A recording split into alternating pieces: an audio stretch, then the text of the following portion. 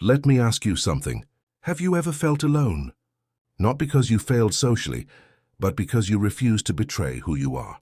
Not because nobody invited you to the party, not because you're awkward or broken or weird, but because when you show up as yourself, fully, unapologetically, most rooms suddenly feel too small. Yeah, that hits different, doesn't it? Here's what nobody tells you about that feeling. It's not a bug. It's not a flaw. It's not something therapy can fix. It's an archetype. And today's we're going down the rabbit hole, because the lone wolf warrior isn't some edgy personality trend you picked up from a motivational Instagram page. It's not a phase. It's not you being antisocial or damaged or running away from connection. Here's something philosophers identified decades ago, a pattern that shows up across cultures, across time, across the entire human experience.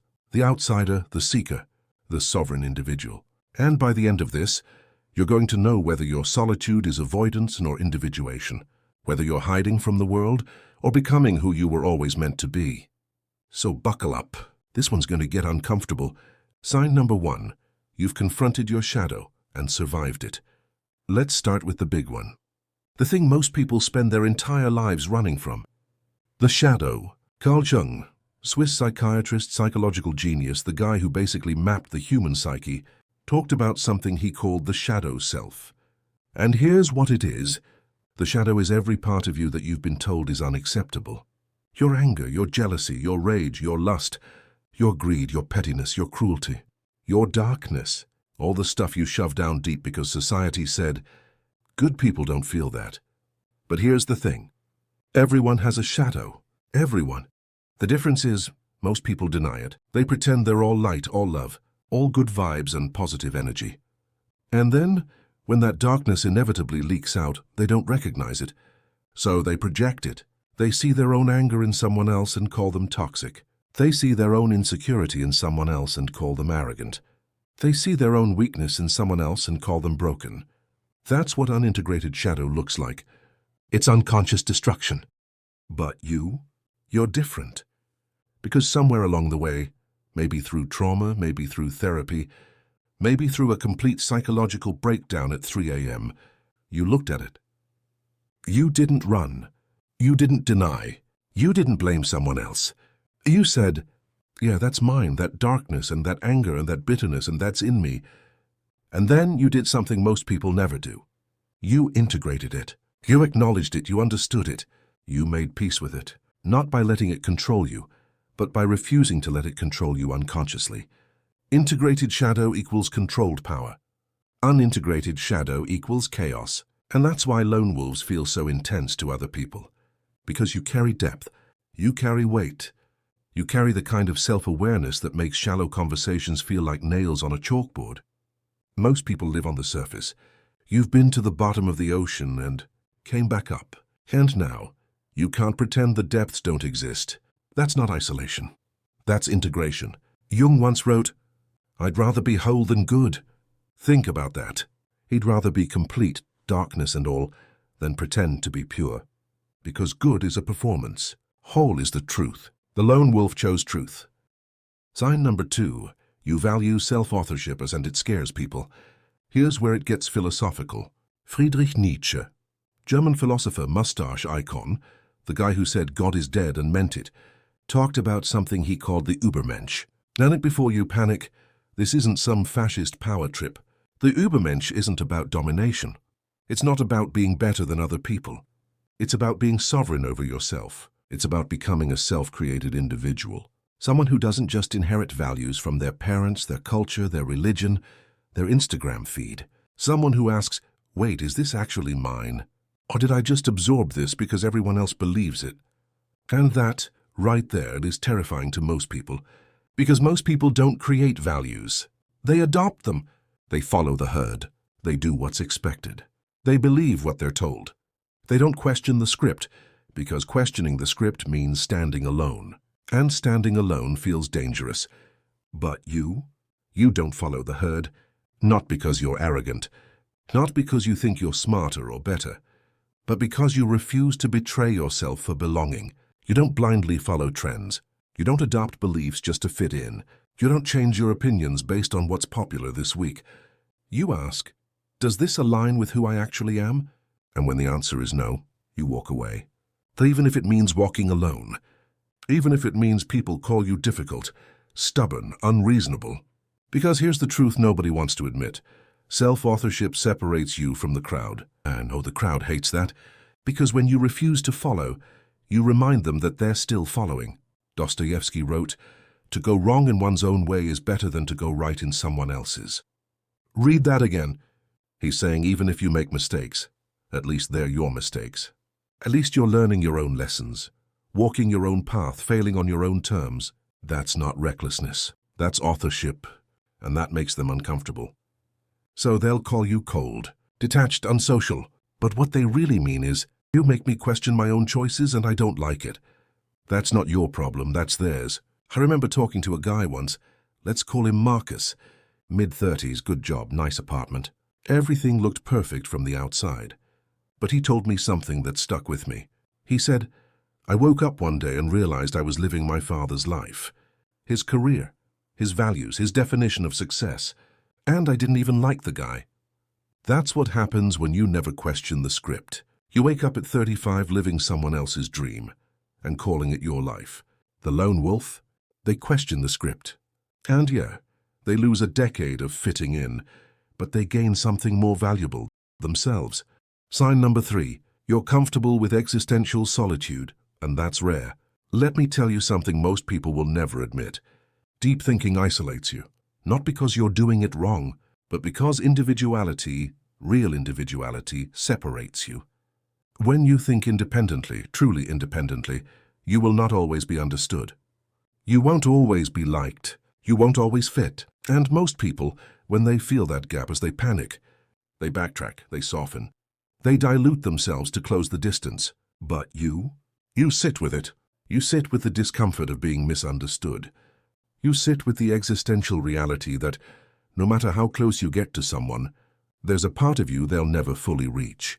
And instead of running from that, you explore it. You think about meaning, about mortality, about purpose. You ask the big questions. Why am I here? What actually matters? What happens when I die? Who am I when no one's watching? Most people avoid these questions like the plague, because deep self-examination destabilizes identity. It shakes the foundation. It forces you to confront the uncomfortable truth that maybe you've been living on autopilot. But you don't avoid it. You lean into it, and so your solitude becomes something different. It's not loneliness. It's reflection. It's depth. It's the kind of quiet that doesn't feel empty. It feels full. Full of thought, full of meaning, full of presence. The Buddha left the palace. Jesus went into the desert. Muhammad retreated to the cave. Every spiritual tradition, every single one, recognizes the same truth. Awakening requires withdrawal. You can't hear your own voice in a crowded room. You have to step away first. That's psychological maturity. That's existential courage. And it's rare as hell. Now, this next one is going to make you uncomfortable. And if it does, good. That means it's true. Sign number 4. You refuse the herd instinct even when it costs you. Here's the uncomfortable truth about society. Most people operate on herd mentality. Nietzsche called it out. Jung called it out. Every great thinker who ever looked at human behavior called it out. People conform for safety. They follow the group because, on a primal level, being cast out used to mean death. So they adopt groupthink. They go along to get along. They nod and smile and agree even when their gut screams, "This is bullshit." But you notice it. You see the groupthink happening in real time, and you can't unsee it. You watch people parrot opinions they didn't form. You watch people follow trends they don't even like. You watch people betray their own values because everyone else is doing it. And you refuse, not because you're trying to be different, not because you're rebelling for the sake of rebellion, but because unconsciousness bothers you. You don't reject people. You reject autopilot. You maintain internal standards even under pressure. Even when people look at you sideways, even when they call you difficult, stubborn, contrarian, even when standing alone feels heavy, because here's what they don't understand. You're not trying to be above anyone. You're trying to be aligned with yourself. And that to the herd looks like arrogance. But it's not arrogance. It's sovereignty. It's the refusal to betray your own soul for acceptance. And yeah, that costs you. It costs you friendships. It costs you opportunities. It costs you easy belonging. But what it gives you? Integrity. And once you taste that, once you know what it feels like to live in alignment, you can't go back. You'd rather walk alone than lie to yourself. And that right there is the mark of a true lone wolf. And this is the part where people usually get defensive. Stay with me. Sign number 5. You choose growth over comfort every single time. Carl Jung believed that growth requires tension between opposites. You can't evolve without conflict. You can't expand without discomfort. You can't become who you're meant to be without letting go of who you were. And here's the thing. Most people know this. Deep down, they know they're playing it safe. They know they're choosing comfort over growth. They know they're avoiding the hard conversations, the difficult decisions, the scary unknowns. But they do it anyway, because growth is uncomfortable. Growth is risky. Growth means standing at the edge of who you are and jumping, with no guarantee you'll land safely. Most people won't take that jump. They'll stay in the same relationship that drains them. They'll stay in the same city, the same routine, the same version of themselves, because it's familiar. And familiar feels safe. But you choose differently. You choose integrity over acceptance. You choose depth over ease. You choose truth over popularity. Even when it hurts, even when it isolates you. Even when people look at you and say, "Why are you making this so hard?" Because you know something they don't. Comfort is a cage. Comfort versus growth. Safety versus truth. Belonging versus authenticity. You have to choose. And the choice, that moment of tension, that's where transformation happens. The lone wolf lives in that tension. Permanently. And you'd rather be free and alone than comfortable and trapped. So you walk away from situations that don't serve you. You outgrow friendships that no longer align. You let go of versions of yourself that don't fit anymore. And yeah, that often means walking alone. Not because you want to be alone, but because you refuse to betray yourself for the illusion of connection. And that, right there, is the 5th sign. Here's the thing they don't tell you when you start this journey. Most people spend their entire lives trying to be accepted. You spent yours trying to be real. And those two paths, they don't run parallel. They diverge. When you commit to becoming fully yourself, not the version people expect, not the version that fits, but the real version, you will outgrow rooms. You will outgrow conversations. You will outgrow expectations. You will outgrow people. Friends you thought were forever won't understand you anymore. Family members will look at you like you're a stranger. Romantic partners will love the idea of you, but not the reality of you. And it will hurt. God, it will hurt, because humans are wired for connection. We need each other. But here's what you have to understand. That's not loss, that's expansion. You're not losing people because you're broken. You're losing people because you're evolving. And not everyone can come with you. Not because they're bad, but because they're on a different path. And that's okay. It has to be okay. Because the alternative, shrinking yourself to fit, is a betrayal you'll never recover from. So what now? If you made it this far, and you're still nodding and you already know the answer, you're a lone wolf. Not because you failed at being human, but because you refused to fail at being yourself. You confronted your shadow when everyone else ran. You created your own values when everyone else followed. You sat with existential solitude when everyone else numbed out. You rejected the herd when everyone else conformed. You chose growth when everyone else chose comfort. And yeah, that made you different. That separated you. But it also made you real. And real, messy, complicated, uncomfortable, authentic real is rare. So if you feel alone sometimes, know this. You're not alone because you're lacking. You're alone because you're becoming. And becoming, a true becoming's a solitary path. But it's also the only path worth walking. How do you know it's working? You'll know you've integrated this path when the opinions of strangers stop affecting your decisions.